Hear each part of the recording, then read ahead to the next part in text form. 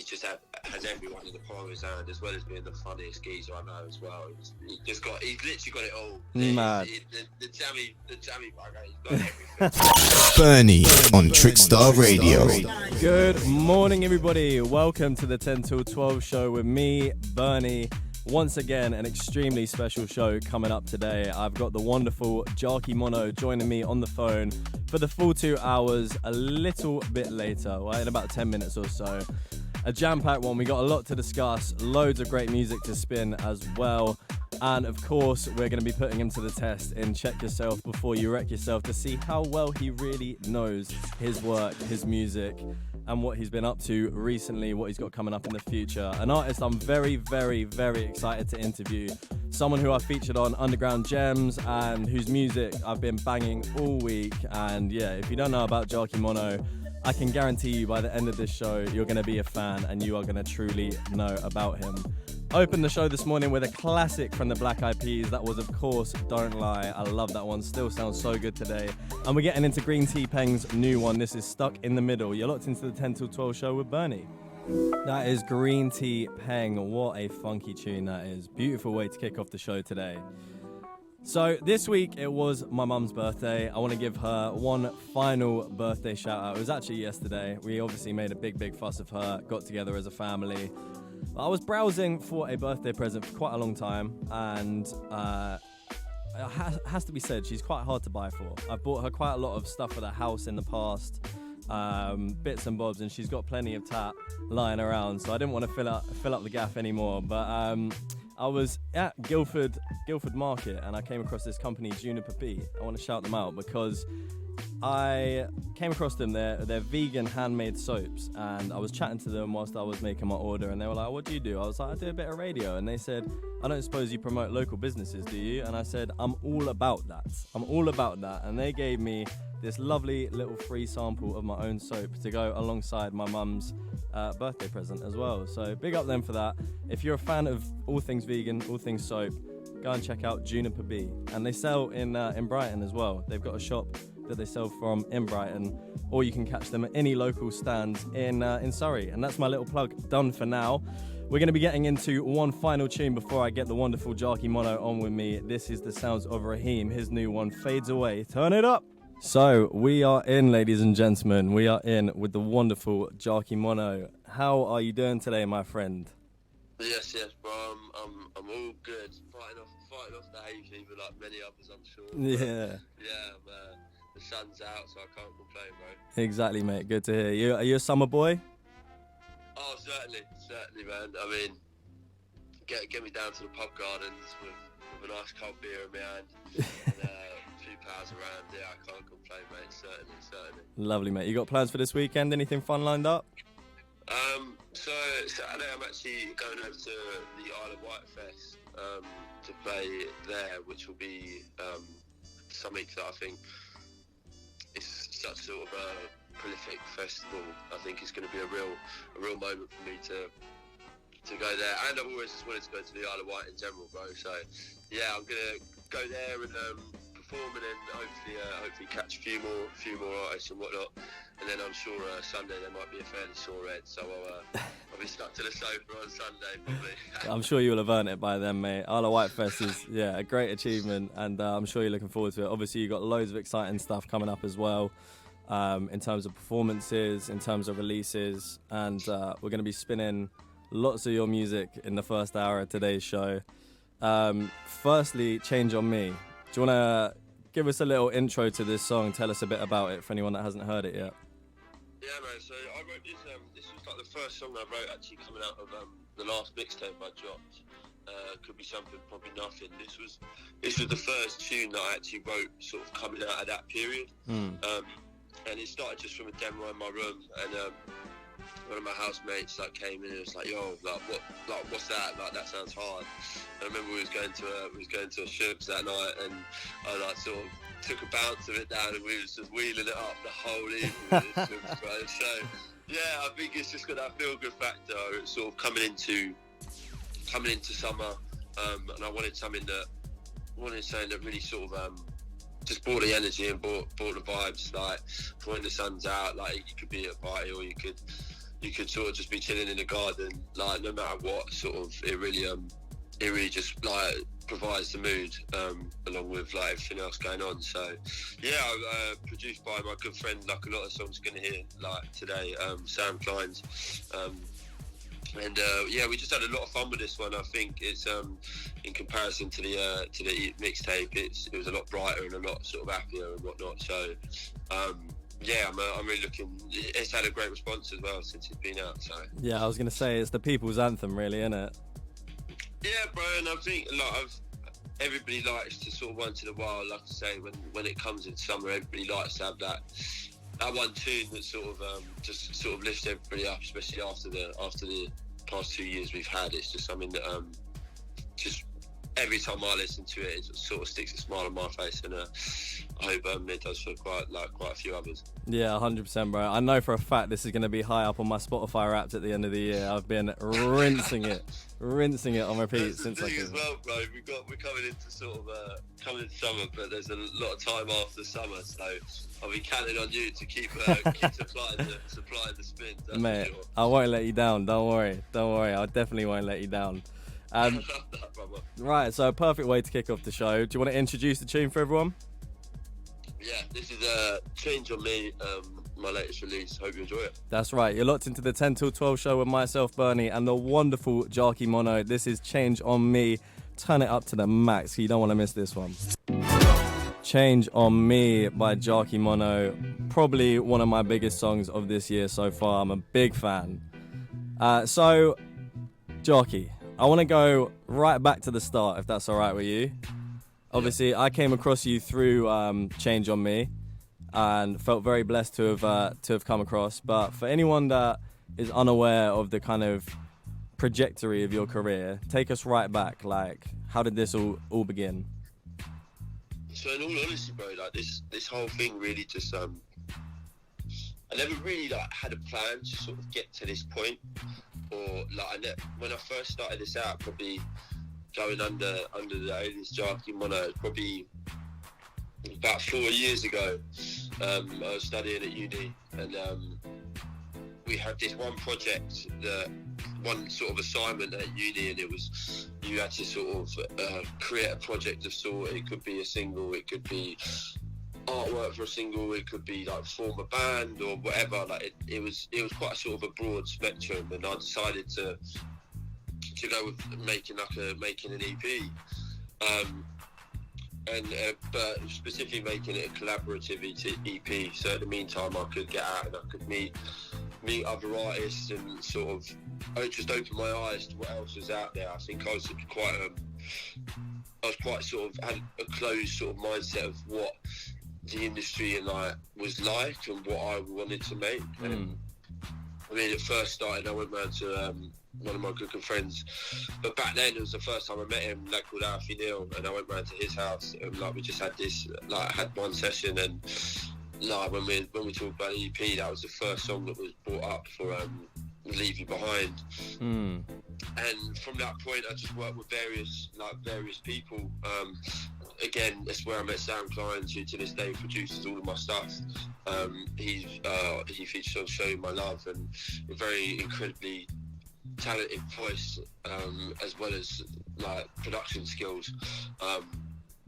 And I think I was sort of gravitating more towards what I like to hear, and instead of just going to somebody and saying let's write something, I like to have something of interest to in them, if you know what I mean. And these the people, everybody that was sort of on the EP just had incredible voices to me, and meant to them dearly. I mean, Jack Howard, I lived with him for 3 years at uni, and outside of music thing, he's one of my happily my best mates. I can easily say that. Yeah. And he's done a lot for me.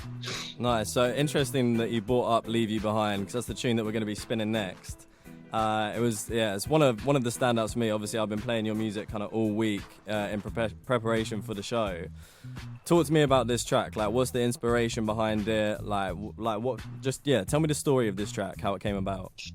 I think so. I had like the origins of this tune like even prior to when I was in Brighton, so probably like 6 years ago. It was like one of the first tunes that came along when I first downloaded Logic, and I was like playing around with it all, and it was one of the first songs that like really came like that. And I had the first verse and like the chorus idea, but I could never get the second verse down properly.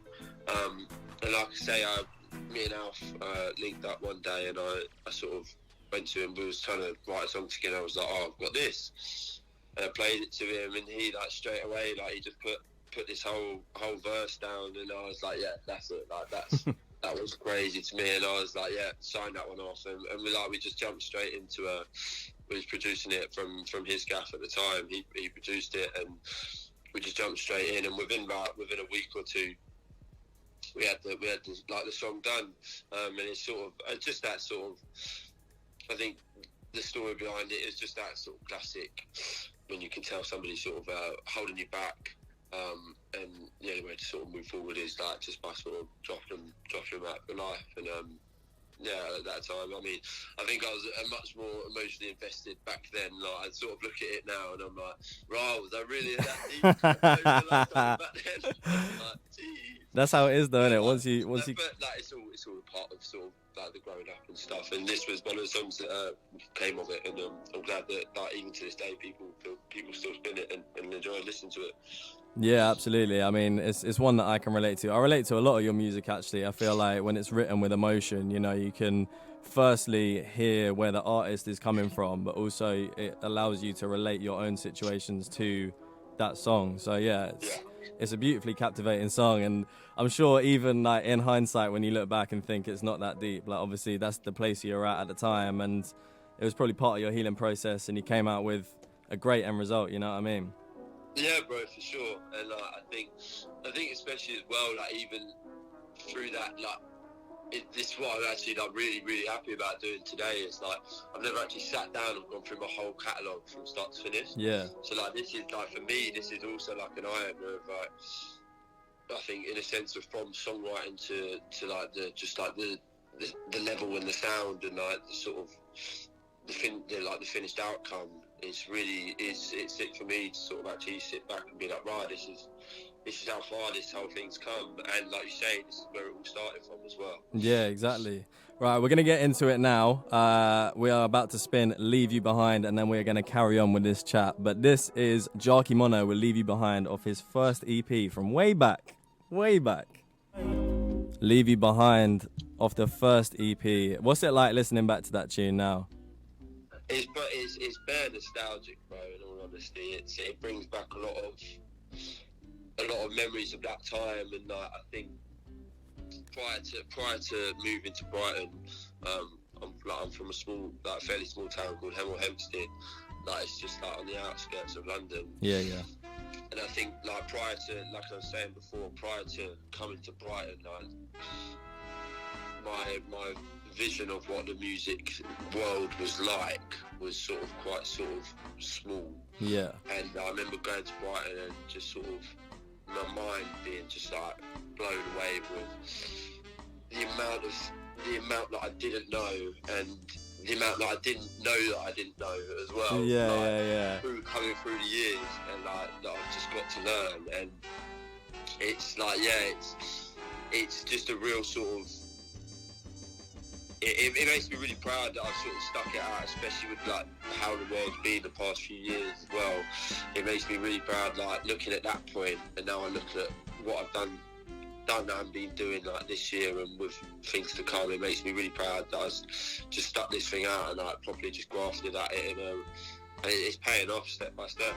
Yeah, man, 100%. And also like just from listening to your music kind of from that first EP to now, like the sound has developed so much, you know what I mean? Like, yeah. What was it like? For me, the way I view it is like your earlier stuff is much more kind of like full band music. Like you've got like heavy instrumentation on a lot of the tracks, and the more recent stuff, I suppose, leans into the electronic side of things. Yeah. So like, what was the process like when you were doing the kind of full band stuff, and how has that changed over time? I think like when I first started out doing this, it was, and even to this day, like I've always said, it was like one of the first things. Like when my manager took me on, one of the first things I said was like, I don't ever want to just be put into sort of one box or one stream. I want to be able to have that creative freedom to be able to write, produce, release whatever I want, and just sort of be able to just float from genre to genre. I think the EP back then, it was sort of, I envisioned it of like it was more just like for when I play my first ever show, like these songs are going to sound great, and I didn't really have any strategy behind it of like order of what song goes where in a set list, and it was just more like just buzz and excitement. I remember like on the morning of when because I didn't do any singles that drops for this EP, I just dropped the whole thing because again I had no idea about what strategy was. I remember the morning of its release going onto the iTunes album charts and being like, where's it gonna be? Thinking, not knowing that you need like thousands and thousands, tens of thousands. You just thought you were going straight to the top, mate. Yeah. I was literally there scrolling like, I'm not the top 200, maybe top 3. Right, surely. And it's just like, but I think that's all a part of it, isn't it? Just that, like, just having like the sort of, from the reaction I got, like, even I look at it now and it wasn't even like 10 times what like the sort of the reach it gets now, but even still, like, I was gassed off the messages, like with like people sort of messaging. I was going through my Insta archive the other day, and I would be buzzing off to people saying what their favourite tune is off it, and that's what it's all about. It's about like just like looking back at like what it's done for other people as well. Then I look at them like how much my songs now have helped people, and it's nice that there's one steady thing there. 100%, bro. So getting into the kind of releases you dropped after the EP, your sound obviously took a step forward, I would say, or a step in a newer direction. Yeah, definitely. We're gonna spin Closure next. Talk to me about this track. So this was when I first discovered like jazz chords on a guitar. Yeah. Like the major sevenths and whatnot, and like this was I originally just sort of played it on electric guitar, but I had in my head, I knew what it sounded like, but I didn't have the production capabilities. And this is when, like, I think this was the first sort of true staple and sort of testament to Sam Tompkins. I mean, you're going to hear his name a lot over this next couple of hours. But we produced, I went to him with this tune, and I told him what I could hear and all the stop starts of the whole tune, and we finished the tune, like we finished writing it, and I remember one night he came out to my yard and he was like, he knew he could do better in the production, so we worked on it for like 3-4 months, and like he scrapped it and then done it again for another 3 months, and then the outcome's great, and it was my first tune that like sort of done really well, sort of organically on streams, and it was like the first tune where I was like, it hit like 20k streams in 2 weeks, and it just done really well, like even that I was gas off. So, and like you say, it was just that new sort of electronic-y. I thought it was a lot cooler as well. I felt cooler making that type I know what you mean, for sure. A lot of people vibe to it, even like again to this day, like it's a lot of people's favourite tune, just because I think lyrically it's very sort of potent as well. 100%. Just got that catchy vibe to it. Yeah, and like obviously you tend to wear your heart on your sleeve. You know what I mean? You're very like raw with your lyrics, and like you're quite good at expressing your vulnerability, I would say, as well. What I like about this song is the kind of contrast between the lyrical content and how good the beat sounds, you know what I mean? How good it feels. Like the energy in the beat is just unreal. And bro. I bet you were gassed to have this one out when it dropped. Mate, 100%. And like I view like a lot of music these days is sort of like in colours. When it comes to it in my head, I see it in colours, and I think like how like the delivery of like the vocal as well as like lyrically, but like the mood and like the tempo of the track, like it was the same. Like I see now, it's the same colour. I don't know if like I know what you mean. I know what you mean. Rambling, but and yeah, it's just like I remember when it dropped and sort of people sending me videos like at like 5 past midnight when it first released, and it was like people already playing it at the afters and whatnot. Yeah. Like, the crews and like, yeah, I think it's just like again one of those tunes like you could have it. You can proper have it off to it, or you can have it in the background, like just sort of as like background music. Like it's a proper, yeah, it's like a mood for all type thing. 100%. But yeah, it's certainly one of my favourites to date, because I think it just really set me on a path that's got me to here. It was a real staple. 100%. This was kind of like a turning point for you, where you're like, because I mean, I can kind of compare this to like Change on Me and Boys Still Cry, the more recent drops. There's definitely parallels between the two. So yeah, I would say this is probably a good early turning point for you, and it was a proper early tune in terms of your releases as well. You know what I mean? Yeah, 100%, bro. And I think it was when like again like I was sort of talking about like meeting people and like find out about new music, and it was more like what they introduced me to. And I think it was around the time where I discovered like FKJ and like Tom Misch, those synthy sounds, and like the sort of the glide synths. And yeah, I think it was just a real, that was the time where I just feel like I had so much information of music coming in, and I wanted to interpret it all. Like it seems like it all sort of came out in this one tune, like from what I'd learned and from what like sort of essentially like inspirations as well, and like influences like sort of had given to me at that point in time. And yeah, I think it's just again like it's all just sort of set timestamps for like my career today. Yeah. Well, we're getting into it now. This one is Closure, Jarki Monno. Make sure you turn it up nice and loud. You're locked into the 10 till 12 show. Close again there by Jarki Monno. Mate, yeah, I have to say, I'd say it's so difficult, because obviously I've put a few of your tunes forward, you've put a few of yours forward, and every time I play one, I'm like, yeah, that might be my favourite. And then I hear the next one, and I'm like, nah, actually, that one's my favourite. But nah, this, like I say, coming out of the back, because I obviously listen to your music kind of start to finish, you know what I mean, going right back to the first EP, and then yeah, that twist into Closure, I was like, yeah, this is serious. Yeah, bro, it was a real sort of just an eye opener for me, and I think that was one of the first points.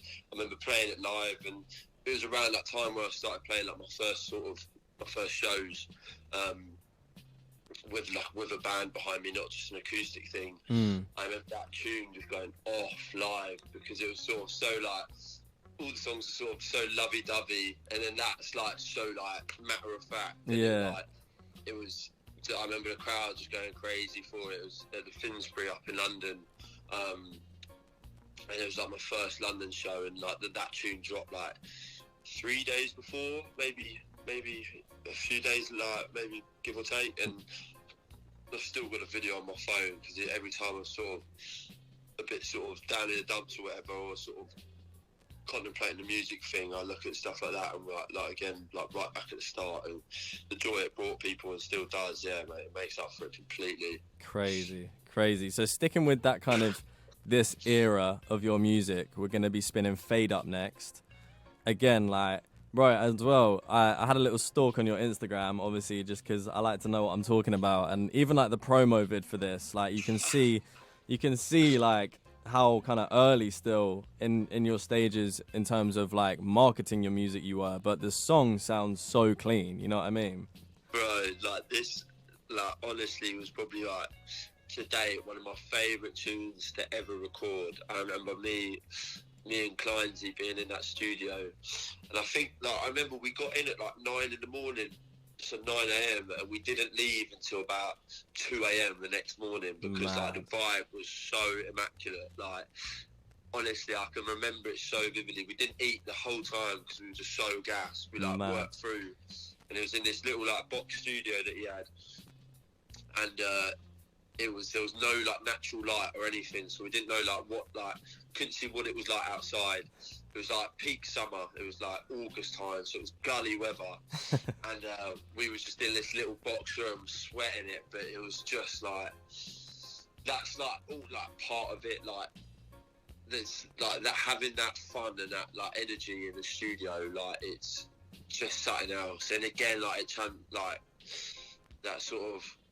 It corresponds with like playing it live. Like it's just so fun to play live, and it's like one of the tunes that everyone knows the words to like properly. And like even if I'm at like a Shub's back here at home, like I think it's like the go-to song for like people like my people to like put on. Like I don't often like let people play my music when I'm around them or in those type of functions, but like that's like the song that I'll be like, yeah, you could put that on. Spin it all day long. One twos to that. Yeah, man. But yeah, I really, really love this song. I really do. And so, what is your writing process like? Like you mentioned that you play guitar, right? Yes. Yeah. So what, you start on guitar and then just kind of build from there normally, or is it different every time? Exactly that. So I think exactly that. I think the writing process has changed over the years as well. Like around this time, like I would just write on a guitar and then I'd take it to Sam. But I think over the years, from working with Sam and like a few other producers, sort of learning bits and bobs here and there, I now tend to like make my own demos, and then from that, like me and Sam, or me and my manager, or I just sort of get other people's input. We'll sort of see which one sort of like we vibe with the most, and like we'll take that one into the studio. I'm at a point now as well, like currently where I'm working with, like I am starting to work with other producers, so I can sort of I can match like the vibe to what like their sort of production style is, and be like, right, I'm going to take this one to him, this one to them, do you know what I mean? And, sort of have a bit of leeway. So yeah, like these days it's sort of more just like a creative demo, spin that myself for like 3 weeks, and then take it into the studio and actually get like a proper draft down for it. Banging. Well, yeah, it's so interesting to see like how not only your sound has developed, but the process as well, you know, and like, you know, you've obviously grown a lot as an artist since these early days, but yeah, it must be so good for you to have these gems like in the locker from the early days still that's like resonate with you so much, you know what I mean? Proper, bro. And I think like you were saying about like the promo and stuff, like I think these days I sometimes like I need to tell myself to take a look back, because I think when it comes to promo stuff these days, you've got to have your plan, and you've got to post the announcement sort of 4 weeks ahead, and then you've got to do this after 3 weeks, like the countdown, this 2 weeks. And I look at like you say, back then I just used to have fun with it, and I just used to be like weirdly creative, but that caught people's eye more. And I think it's just something that like for like the next few releases, I think because it's quite a happy song as well, though. It's an upbeat tune, like that type, like that fits it. If you've got a bare like sad emotional tune like Wet Shave, doing something like that to it, it's going to be like it sort of doesn't quite fit the mood. Do you know what I mean? Of course.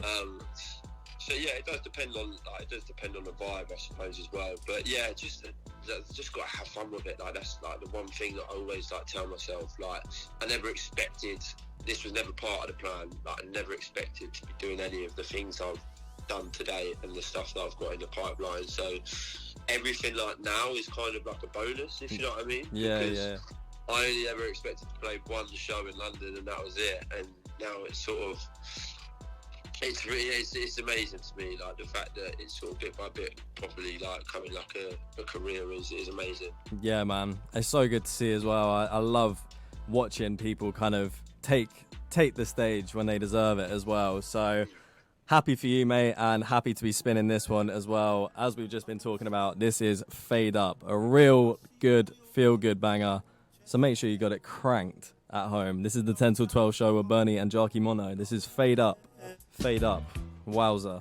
What a tune. What a tune. Like, obviously, like I mentioned earlier on the show, like I kind of came across you through Change on Me, your latest single, which we spun at the start of the show. But like, just for my own listening, to kind of go back and hear an artist's earlier work and it be that solid, like I was like, bro, it's such a pleasant surprise, you know what I mean? And also really interesting to kind of hear the story that's kind of been told throughout. I feel like you're, like I mentioned, you're very kind of vulnerable with your lyrics, and you're very much you know what I mean? And I feel like you get the whole story with a Jarki Monno song.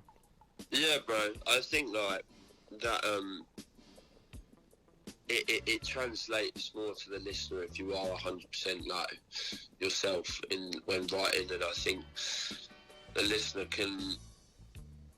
I feel like just through like my own experience, like other artists that like I love to this day, like I listen to them and love them so much because I can tell that they're 100% honest in their writing, and that everything they say, everything they rap or sing, like, is 100% truth. And you can just tell it in the voice sometimes. I mean, I've tried, like, had people say, oh, you need to try and write this song, and I try it, and I just don't connect with it as well when I'm not writing from my own perspective, if you know what I mean, and not writing for myself. And some people are extremely talented at it and are able to do it, but I think that is sort of something that I will always be 100% true to myself, and just I would never sort of release anything that I haven't been through, I don't think. Yeah, for sure. I had an interesting thought come to my head when I was driving down here. Would you consider yourself a rapper or a singer if you had to choose one? I don't know. I think I find it easier.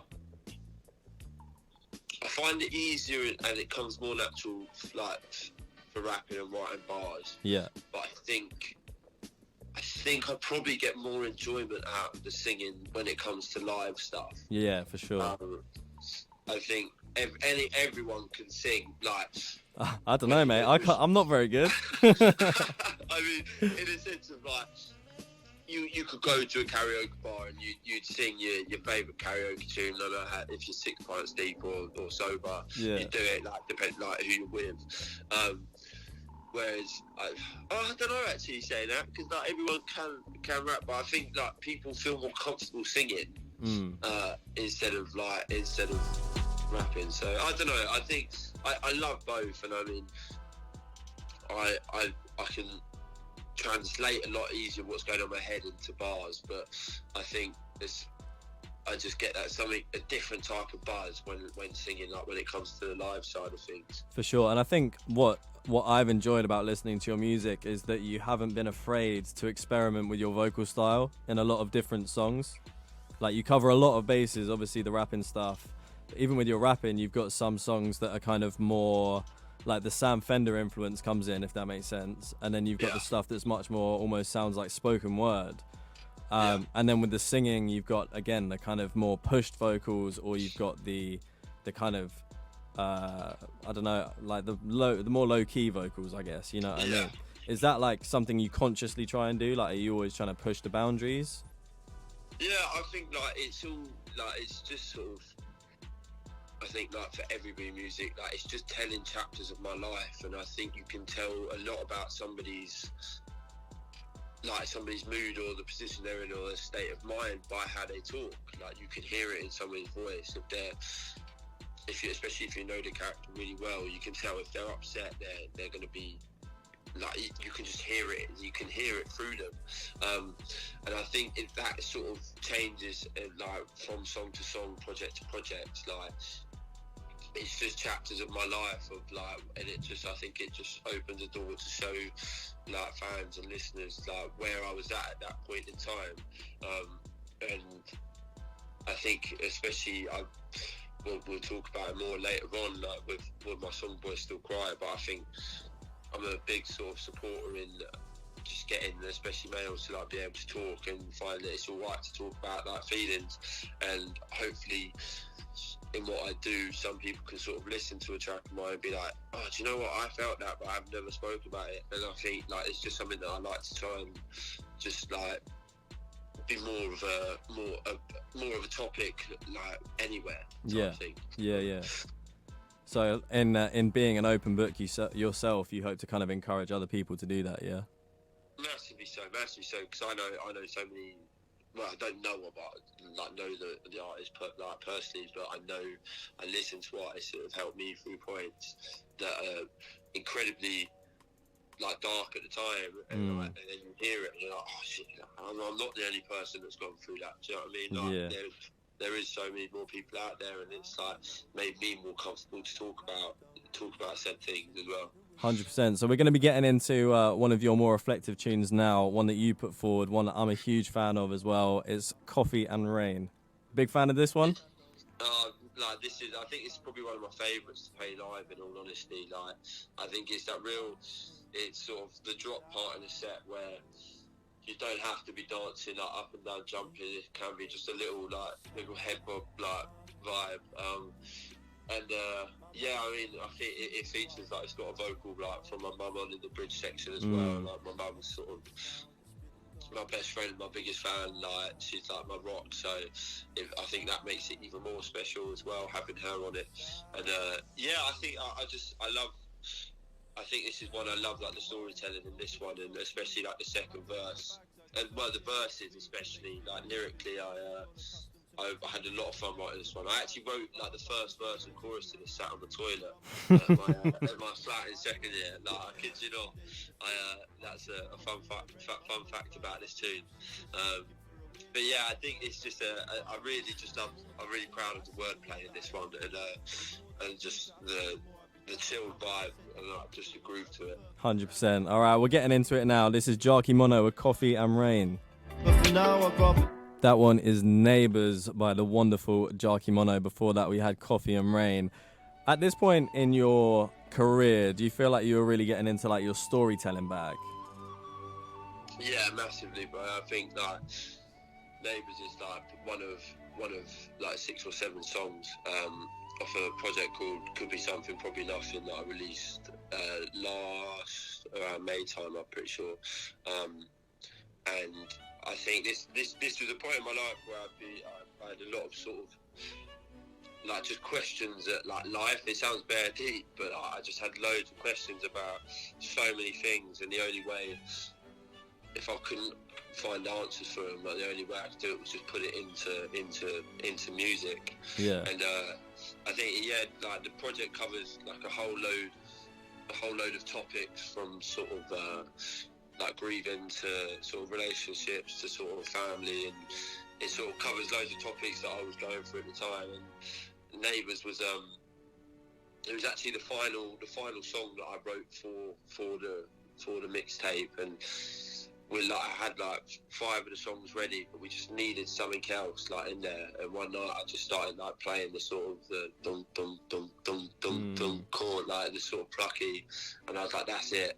I was massively into like my Mac Miller at the time as well. Yeah. Like that's where I proper like not discovered him, but just was proper into him. And like I think that like that song specifically is massively sort of influenced by him and inspired like by what he left behind, because he was just such an incredible musician. And yeah, like once I think I wrote that in about one day probably. It didn't take me long, just because it all flowed out of me. And that's sort of the story of, I'm sort of telling my story through my neighbours at the time. Like, they lived in the flat above me, and I'd always hear them arguing. And like there was one night, it says it in the lyrics, but I could just remember her being like, I just want to go home. And at that point in time, I was in the exact same boat. I was in this flat that was mine, but I didn't feel at peace there and at rest. And like when she said that, and it just really stood out to me, that one line. And just telling that story through like my neighbour's eyes. And it was just, it's just probably my favourite song off of that mixtape. I suppose like it must be so interesting for you as a songwriter to kind of find these ways of portraying your message through things you've experienced and through almost like characters. Like if it was a story, they'd be characters in it, but they're people you've really experienced. And I feel like that kind of theme of storytelling carries on massively into Boys Still Cry, which we're going to spin next. Talk to me about this track, because I it wasn't the first one I heard of yours, but like after listening to like your whole discography that's been released so far, like this for me is a real standout for a number of reasons. Yeah, bro. I think like this was a point of where I really like. I think this is where I understood it, because we came out of COVID and I was really deflated in the sense of like I dropped the mixtape, and it sort of, the mixtape was more like a personal thing for me, just to get off my chest and sort of deliver to people with like, I hadn't seen people in a while, like they could listen to that and understand where I've been for the past 2 years in my mind space. And I just remember one day being in the car park of the flat I lived in Brighton, and I felt so lost. I remember I called my mum and my sister, and I was like, I just don't know what my purpose is, like here, like right now at this point in time. I don't know what my purpose is and what I'm gonna do. And I remember like I talked about it for hours, and they really settled me about it. And I went inside and I just started writing. I felt really like upset, and I was playing my guitar, and I loved that. I loved the opening line of that chorus. Is like, I don't want to drop this mood if it helps me through.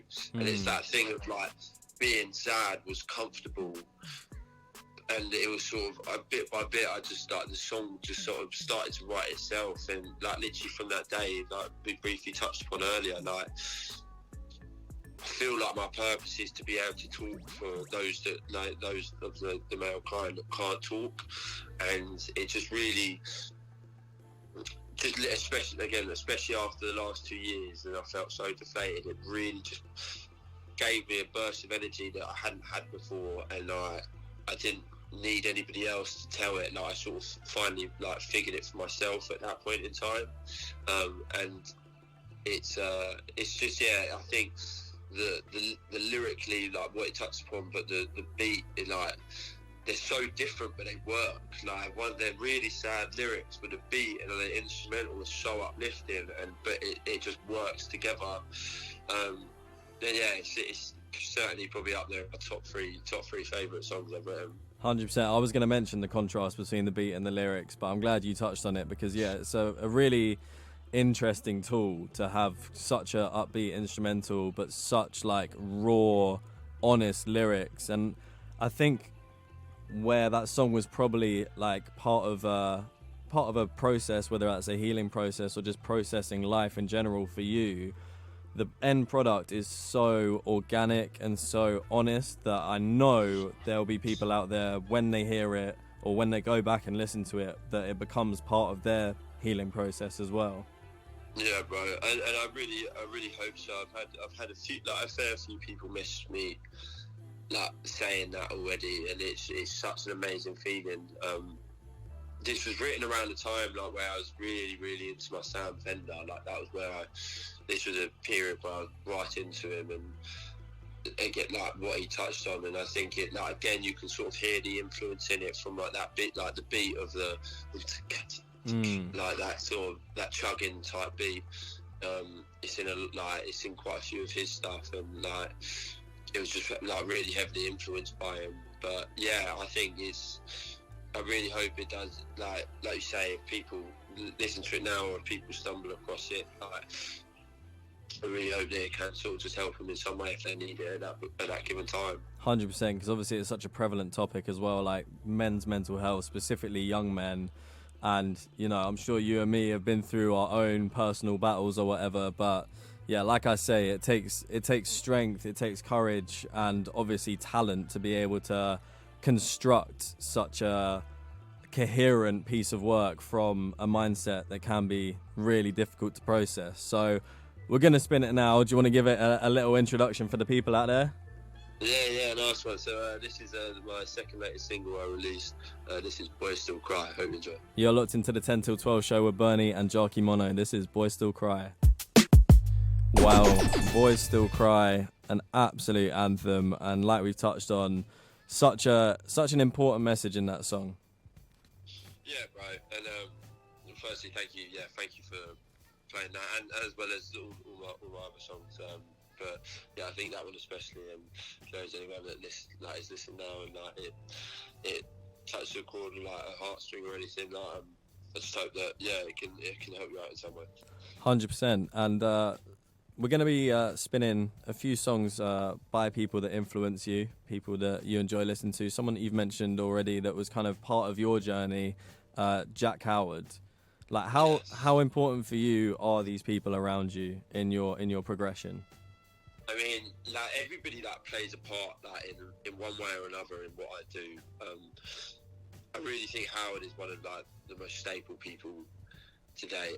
He's the person that if I'm feeling down and I'm just texting him, he knows that he'll know that I'm not 100% and he'll call me, and like he's just always been there for me through the ups and through the downs. He's always there, and he's just an incredible songwriter as well.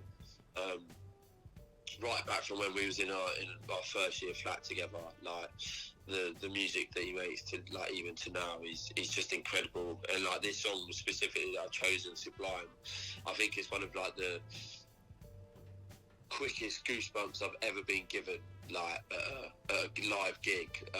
He does this incredible part where he coordinates the crowd to sort of sing this harmonic sort of choir part, and it just like when you're there, and especially like I look at it from a fan of his music and I'm like, I love this, and I look at it from like a friend of his, and I'm like the control he has when he's playing like live, especially this song, is just ridiculous, and like he just has everyone in the palm of his hand, as well as being the funniest geezer I know as well. He's literally got it all. Mad. The jammy bugger, he's got everything. So it's someone that you've shared a lot with, but also learned a lot from along the journey as well. Massively so. I mean, we've both been through when we was at uni together. We both, as well as a few other boys, we went through a few some really, really hard moments that sort of like that follow you like for the rest of your life. But thankfully, like it was him that was there next to me, and I like to think that he's grateful for me being there for him as well, because it's more than a friend. He's like a brother to me, and I'll always be grateful, and I'll always be there for him if he ever needs anything. Yeah, man, so important to have those people around you. And yeah, I mean, like I say, even like when we're talking now, I feel like I relate so much to a lot of what you say. I'm sure a lot of young men out there have been in similar positions where it's so important to have, you know, a tight-knit group of friends and a good support network around you. And it's a theme that kind of carries through your music as well, but it's good to see that it kind of relates to your life outside of music as well. So do you want to introduce this next one for us? Yeah. This is a song by a very, very good friend of mine and a lovely gent. His name's Jack Howard, and this is Sublime. That was Sublime by Jack Howard. Boy, he has got a voice like velvet, hasn't he? Oh, honestly, mate, it's one of those ones that you can just like listen to for hours and hours and hours. And the thing is, he sings like these really heartfelt songs and these really meaningful songs, and then it'll finish and it'll just crack like the stupidest jokes like live on stage, and you're like, the boy is just like each end of the spectrum, but like that's what I just love about him. He doesn't hold back, and he's just 100% himself, and like it just really it makes you more like engaged in what he does and just want to like follow him like all the time. 100%, bro. No, I love that. It's so good to see you got such a good friendship with him. We are now getting into my little musical personality test. This is a new feature I'm trying out on all my guests, where I ask them to give me their perfect love song, their perfect vibe song, and a perfect song to describe them. So we're going with your love song first. It's an acoustic cover of Purple Rain by John Adams. Talk to me briefly about why this song is your ideal love song. So back in the day, I used to like go to a dance school, and every year now I've stopped it now, but they invite me back, and I do like the lights for their annual shows. And this song came on one of their one of their pieces, and I was just like hooked, like mesmerised by a song, like literally to the point where I wasn't doing the lights. I was like, they were like pretty much in darkness for all of it, because I was just so mesmerised by this song. Yeah. And like, I knew it lyrically, but I'd never heard this version of it. And I knew, like, obviously I knew the Prince version, but I never heard this one. And it just blew me away, bro. And it just, the guy's voice is just like, bah, and it just melts. Like, it's just something else. And ever since, like, if I'm in a bad, like, sad mood, like, driving in my car at night, got, like, sort of feeling bad down, I'll put this on, feel like I'm in a movie or something, bro. Yeah, man. I bet you absolutely sing your heart out as well, don't you? Yeah, bro.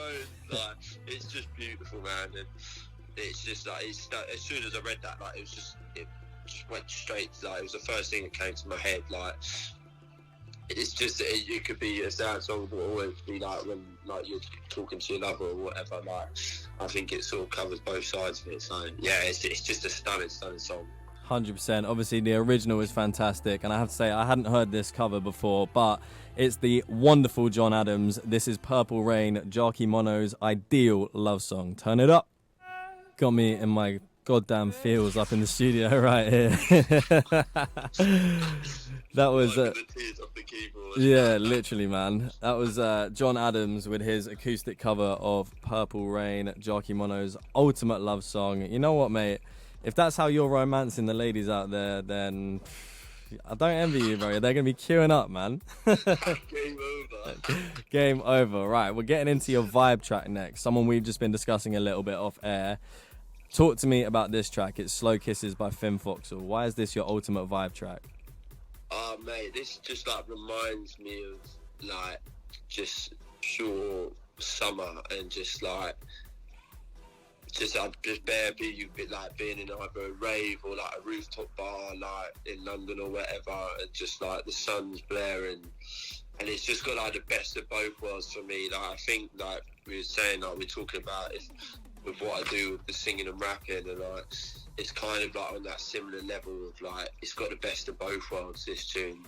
And yeah, like we were saying just briefly off air, like I've sort of got into Finn like only probably in like the last year or so, but like I just gone through like all of his discography, and like it's just all of it slaps, and again you can just see a progression there in what he does and like what like route he's going down.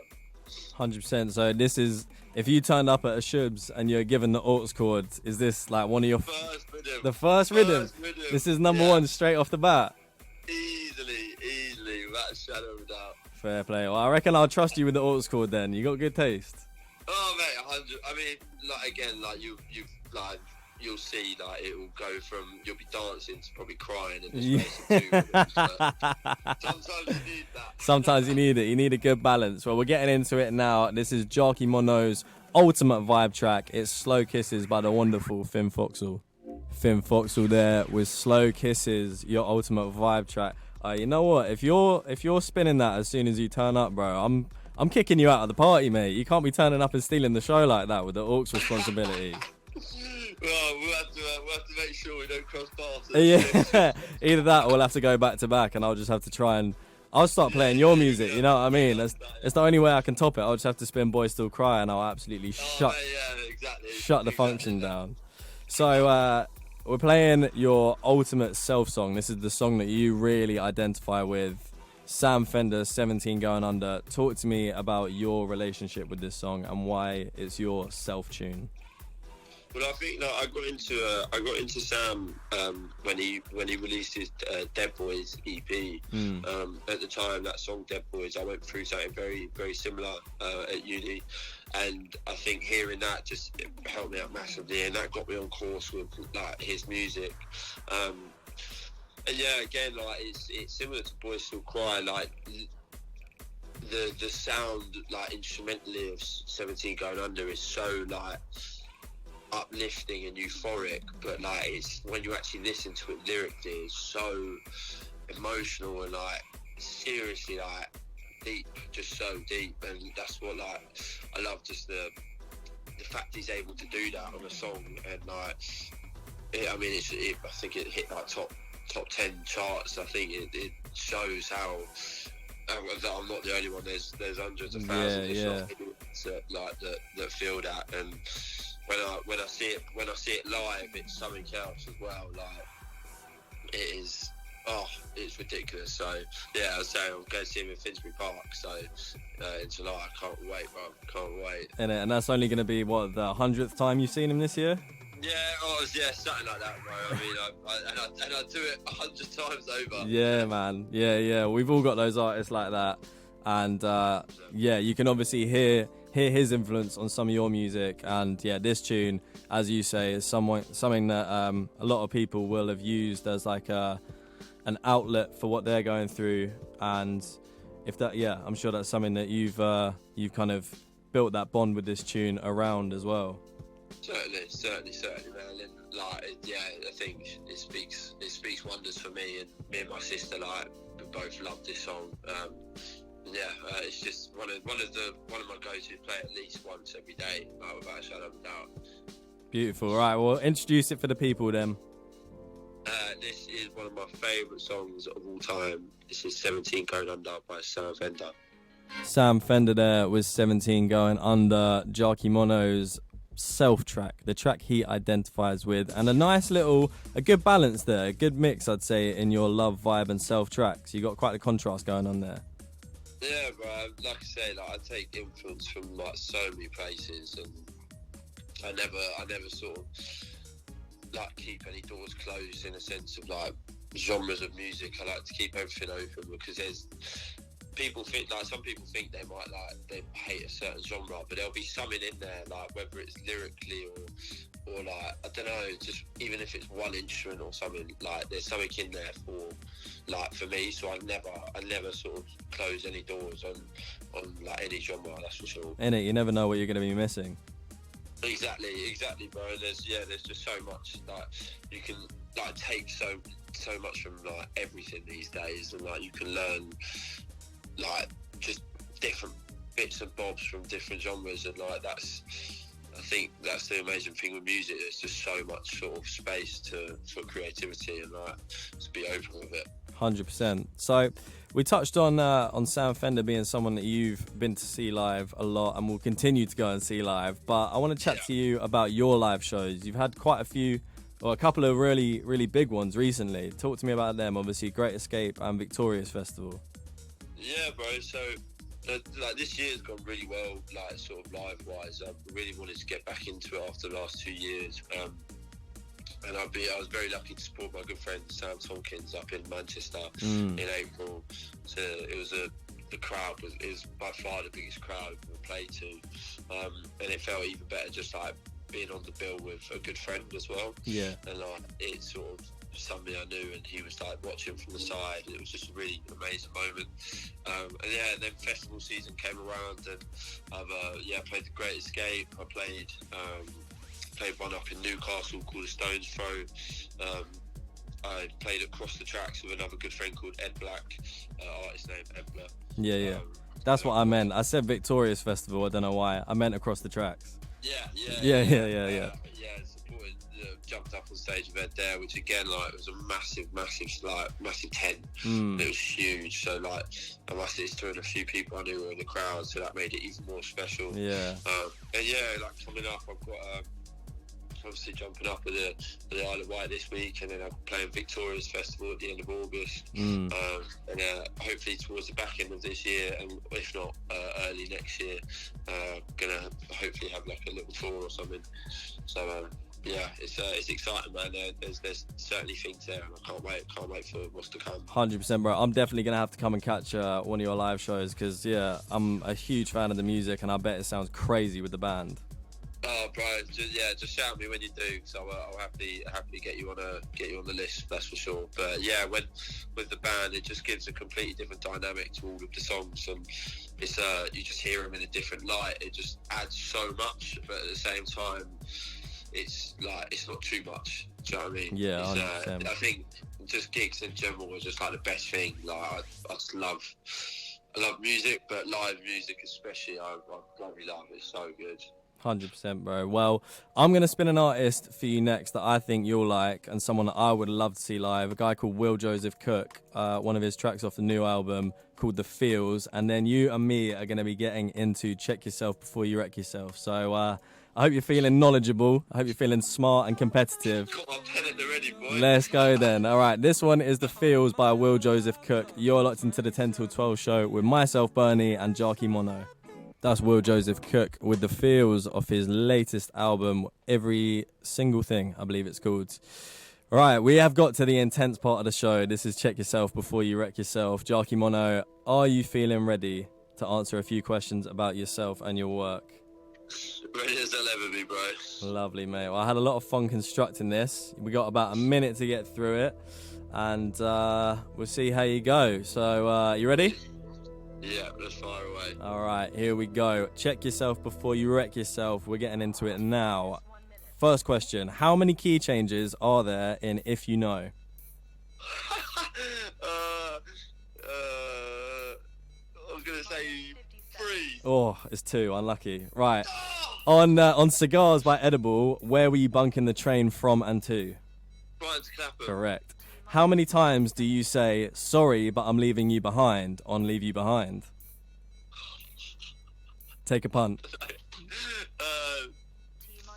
12? 8. You were close. You were close. Right.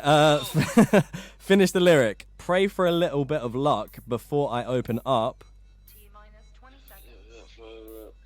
Pearly gets a call in, but I called their bluff. Correct. How many songs have features on your EP? Could be something, probably nothing. 1, 2. 2, correct. Right, we got enough time for one more question before we get into the anagram challenge. On Show You My Love, how long is the detention that you compare love to? 3-hour detention. 3-hour detention, correct. Hey, you did good. You did good. Right, we'll get into the question. Go on. If I didn't get the features one right, I'd absolutely hate it. Yeah, because there's only about 6 tracks on the EP. Innit? All right, cool. We'll get into the questions we weren't able to get to. But whilst this song plays, you and me are getting into the anagram challenge. We got to see how many words we can spell using the letters from your name, Jarki Monno. And yeah, if you can beat me, get yourself a little bonus point. Let's go. You're locked in already. You're going. So I'm going to turn this tune up. This is Nia Win with What Did You Expect? Easily the most intense part of the show. Check yourself before you wreck yourself. Firstly, how do you find the questions? Do you know what? The numbers ones I can understand. I wouldn't get them. That's fair enough. Yeah. It's like, otherwise I've seen the whole song. I was just glad I got like the features ones and like the lyric, like finished the lyric one. Yeah. You smashed that. How do you do on the anagram challenge? How many words you got?